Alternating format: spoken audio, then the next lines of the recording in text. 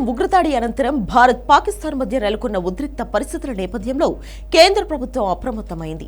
అత్యవసర సమయాల్లో పౌరులు ఎలా స్పందించాలనే దానిపై అవగాహన కల్పించి వారిని సమాయత్తపరిచేందుకు దేశవ్యాప్తంగా సివిల్ మాక్ డ్రిల్ నిర్వహించాలని నిర్ణయించింది.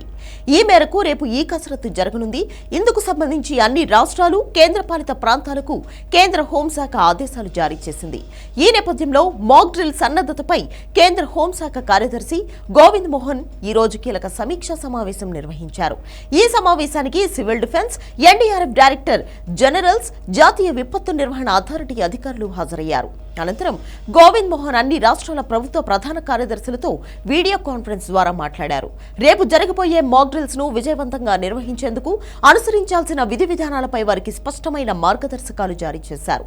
దేశవ్యాప్తంగా మొత్తం 244 జిల్లాల్లో ఈ మాక్ డ్రిల్ నిర్వహించనున్నారు. ముఖ్యంగా డిఫెన్స్, అణు విద్యుత్ కేంద్రాలు ఉన్న ప్రాంతాలను ప్రాతిపదికగా తీసుకుని ఈ జిల్లాలను 3 కేటగిరీలుగా వర్గీకరించారు. అణు విద్యుత్ కేంద్రాలున్న ఢిల్లీ, ముంబై, సూరత్, వడోదర, కక్రాపూర్, తారాపూర్, తాల్చేర్, కోటా, రావత్భటా, చెన్నై, కల్పక్కం, నరోరా వంటి ప్రాంతాలు కేటగిరీ 1 కిందకు వస్తాయి. ఇక కేటగిరీ 2 జాబితాలో హైదరాబాద్, విశాఖపట్నం సహా 201 జిల్లాలు ఉన్నాయి. 3వ కేటగిరీలో 45 జిల్లాలు ఉన్నాయి. ముఖ్యంగా హైదరాబాద్, విశాఖపట్నం నగరాల్లోని విమానాశ్రయాలు, ఇతర జనసమర్థ ప్రాంతాల్లో ఈ మాక్ డ్రిల్స్ నిర్వహించనున్నారు.